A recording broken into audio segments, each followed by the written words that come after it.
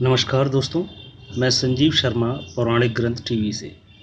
दोस्तों, आज हम चर्चा करेंगे साईं बाबा की जीवनी के बारे में। तो जैसा कि सभी जानते हैं, गुरुवार का दिन साईं भक्तों के लिए काफ़ी खास होता है।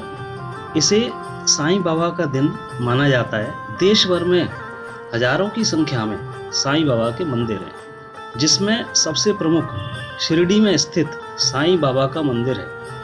देश भर में स्थित इन साईं मंदिरों में हर गुरुवार को हजारों की संख्या में भक्त पहुंचते हैं। तो माना जाता है कि साईं बाबा हमेशा सादा जीवन व उच्च विचार के सिद्धांत पर विश्वास करते थे, इसलिए वे भक्तों पर भी अति शीघ्र प्रसन्न हो जाते थे। महान संत और ईश्वर के अवतार साईं बाबा के जन्म और उनके धर्म को लेकर कई विरोधाभास प्रचलित हैं। साईं बाबा ने कभी अपने धर्म का प्रचारित नहीं किया और सभी धर्मों को समान आदर देते हुए वह ताउम्र सबका मालिक एक ही जपते रहे और दुनिया को यही समझाते रहे। कुछ लोगों का मानना है कि साईं बाबा का जन्म महाराष्ट्र के पाथरी ग्राम में 28 सितंबर 1835 को हुआ, जबकि कुछ के अनुसार उनका जन्म 27 सितंबर 1838 को तत्कालीन आंध्र प्रदेश के पाथरी गांव में हुआ था मानना है, और उनकी मृत्यु 28 सितंबर 1918 को शिरडी में हुई। साईं बाबा से अधिकांश जुड़े दस्तावेजों के अनुसार साईं को पहली बार 1854 में शिरडी में देखा गया था। उस समय उनकी उम्र 16 वर्ष रही होगी। सत्य साईं बाबा, जिन्हें दुनिया साईं बाबा के अवतार के रूप में जानती है, का कहना था कि साईं का जन्म 27 सितंबर 1830 को पाथरी महाराष्ट्र में हुआ था और शिरडी में प्रवेश के समय उनकी उम्र 23 और 25 के बीच रही होगी। अगर साईं की जीवन यात्रा पर विचार करें तो बहुत हद तक सत्य साईं बाबा का यह अनुमान सटीक बैठता है। जन्म के अलावा साईं बाबा के धर्म को लेकर भी बहुत भ्रम फैले हुए हैं कि वे हिंदू थे या मुसलमान। कुछ लोग उन्हें शिव के अंश कहते हैं तो कुछ उन्हें दत्तात्रेय का अंश मानते हैं। साईं बाबा जीवन का एकमात्र उद्देश्य सबका मालिक एक जैसी विचारधारा का प्रसार करना था, जिसमें धर्म किसी भी प्रकार की बाधा नहीं बनता।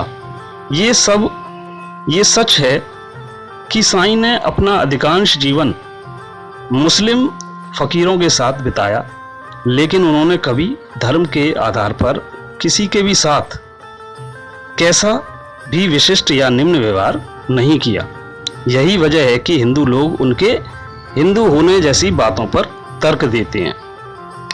जैसे बाबा धूनी रमाते थे और धूनी सिर्फ शैव या वामपंथी धर्म के लोग ही जलाते हैं। धूनी तो सिर्फ शैव या नाथपंथी संत ही जलाते हैं। बाबा ने अपने कानों में छेद करवाए हुए थे, जो सिर्फ नाथपंथी करवाते हैं। साईं बाबा हर सप्ताह विट्ठल श्री कृष्ण के नाम पर कीर्तन का आयोजन करते थे। साईं बाबा माथे पर चंदन का टीका लगाते थे।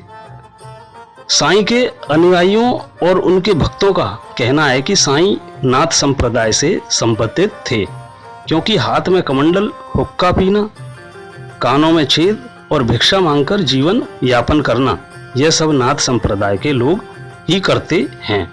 जबकि उन्हें मुसलमान ठहराने वाले लोगों के पास भी अपने तर्क हैं। जैसे साईं फारसी भाषा का शब्द है जिसका अर्थ है संत, और उस दौर में मुसलमान सन्यासियों के लिए यही शब्द प्रयोग किया जाता था। उनकी वेशभूषा देखकर शिरडी के एक पुजारी को यह मुसलमान लगे और उसने उन्हें साईं कहकर पुकारा था। साईं सच्चरित के अनुसार साईं ने कभी सबका मालिक एक जैसी बात नहीं की, जबकि वो तो अल्लाह मालिक एक बोलते थे। कुछ लोगों ने उन्हें हिंदू संत ठहराने के लिए सबका मालिक एक जैसी बात कही थी।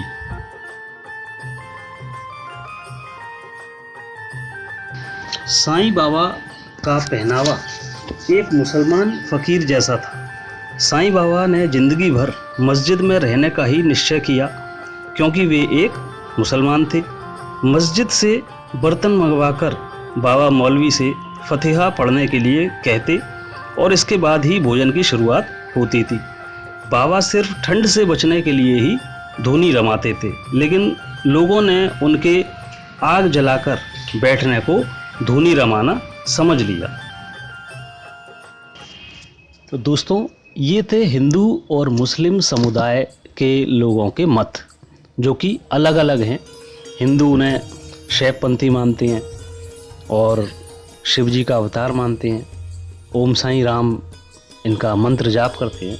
लेकिन मुस्लिम इनको फ़कीर बाबा और मुस्लिम समाज का ही मानते हैं।